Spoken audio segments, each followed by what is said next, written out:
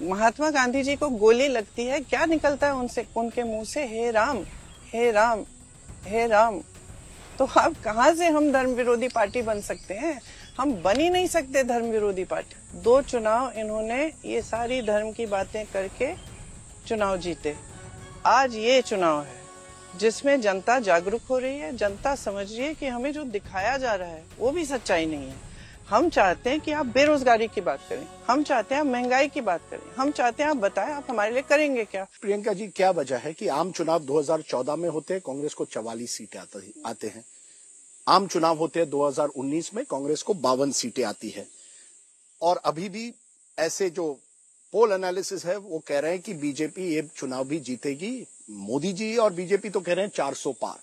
2 चुनाव लगातार इतनी बड़ी हार के बाद अगर मोदी जी कुछ नहीं करते तो फिर वो क्यों जीत रहे और कांग्रेस क्यों पीछे पड़ रही है? मोदी जी की जो प्रोपेगेंडा मशीनरी है, मीडिया मशीनरी है, वो तो मेरे ख्याल से दुनिया में अव्वल होगी सबसे पहले। दूसरा, देखिए 2 चुनाव जीत गए, सही कहा आपने। आपने ये भी कहा कि राजनीति में उतार चढ़ाव होता है, ठीक है। 2 चुनाव इन्होंने ये सारी धर्म की बातें करके चुनाव जीते। आज ये चुनाव है जिसमें जनता जागरूक हो रही है, जनता समझ रही है कि हमें जो दिखाया जा रहा है वो भी सच्चाई नहीं है। सच्चाई तो हमारे जीवन में है। सच्चाई तो वो मजदूर है जिसको दिहाड़ी नहीं मिल रही। सच्चाई तो वो महिला है जो दुकान जाती है, कुछ खरीद नहीं पाती। सच्चाई तो वो किसान है जो कमा नहीं पा रहा है।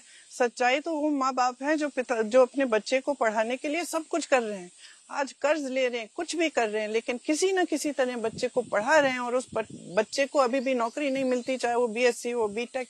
ये सच्चाई है। अब एक सच्चाई अपने जीवन में देख रहे हैं, दूसरी सच्चाई टीवी पे देख रहे हैं, चमकते हुए प्रधानमंत्री बड़े बड़े मंचों पे बड़े बड़े सेठों के साथ, बड़े बड़े मंत्रियों के साथ, प्रधानमंत्रियों के साथ, और उनको बताया जा रहा है कि विकास हो रहा है, कि देश आगे बढ़ रहा है, कि जितना देश में 10 सालों में हुआ उतना 70 सालों में नहीं हुआ।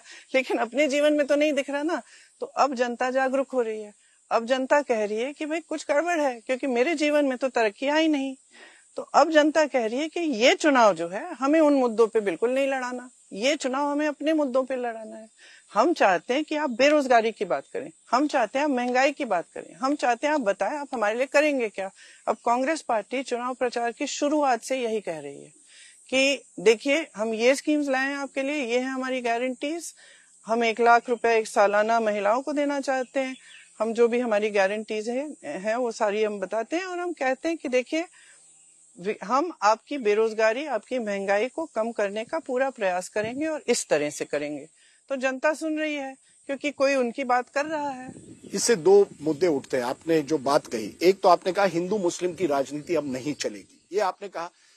मुझे याद है कि सोनिया गांधी जी हमारे इंडिया टुडे कॉन्क्लेव में आई थी 4-5-6 साल पहले, और उन्होंने कहा था बीजेपी ने बड़े आसानी से कांग्रेस को एक मुस्लिम पार्टी एक तरह से बनाया है, और कांग्रेस ये जो हिंदुत्व की राजनीति है उसमें वो बीजेपी को कॉम्बैट नहीं कर पाई। तो एक तरह से उनका तो वोट, बीजेपी का तो वोट बैंक बढ़ गया और आपको एक तरह से मुस्लिम पार्टी ब्रांड किया गया। अब जब आप राम मंदिर की प्राण प्रतिष्ठा में कांग्रेस नहीं जाती है तो बीजेपी कहती है ये एंटी हिंदू पार्टी है। तो कैसे ये एक आपकी एक ब्रांडिंग हो गई है एंटी हिंदू पार्टी? ये तो इसमें आप लोगों ने खूब मदद की है बीजेपी की इस ब्रांडिंग में, और ब्रांडिंग काफी समय से चल रही है। लेकिन आप हमेशा मीडिया को दोष दे रही हैं। नहीं, दोष नहीं देती। देखिए दोष बिल्कुल नहीं देती, मैं आपको कितने समय से जानती हूँ, बिल्कुल दोष नहीं देती हूँ। लेकिन एक सच्चाई है ना देश की। सच्चाई तो ये है कि बड़े बड़े जो मीडिया के घराने हैं वो सब बड़े बड़े उद्योगपतियों ने खरीदे हुए हैं या उन्हीं के हैं। सच्चाई है ना, इस सच्चाई से आप भाग तो नहीं सकते।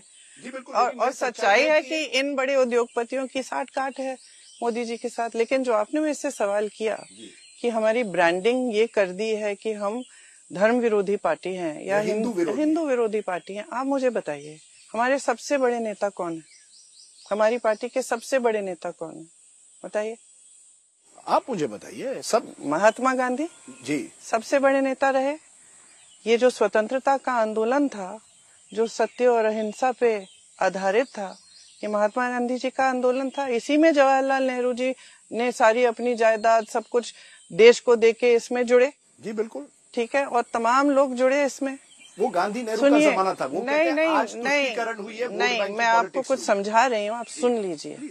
वो पूरा पूरा आंदोलन हिंदू धर्म की जो सीख है उस पर आधारित था। सत्यमेव जयते, सत्य के पथ पर चलना, ये हिंदू धर्म की सीख है। हर हिंदू महात्मा ने, हर हिंदू गुरु ने, हर हिंदू संत ने यही कहा है। हमारा पूरा आंदोलन उस पे चला। पूरी पार्टी ने उस आंदोलन में भाग लिया, जेल गए। 13-14 सालों के लिए लोग जेल में रहे। पंडित जी 13 साल के लिए जेल में रहे। सबने शहादत दी, तमाम लोगों ने, और पूरी पार्टी इससे ही बनी। हमारी पार्टी का आधार ही ये है। महात्मा गांधी जी को गोली लगती है, क्या निकलता है उनसे, उनके मुंह से? हे राम, हे राम, हे राम। तो अब कहां से हम धर्म विरोधी पार्टी बन सकते हैं? हम बन ही नहीं सकते धर्म विरोधी party. Vote bank politics party बने हैं। अरे छोड़िए, वोट बैंक पॉलिटिक्स तो ये लोग कर रहे हैं। वोट बैंक पॉलिटिक्स क्या कर रहे हैं?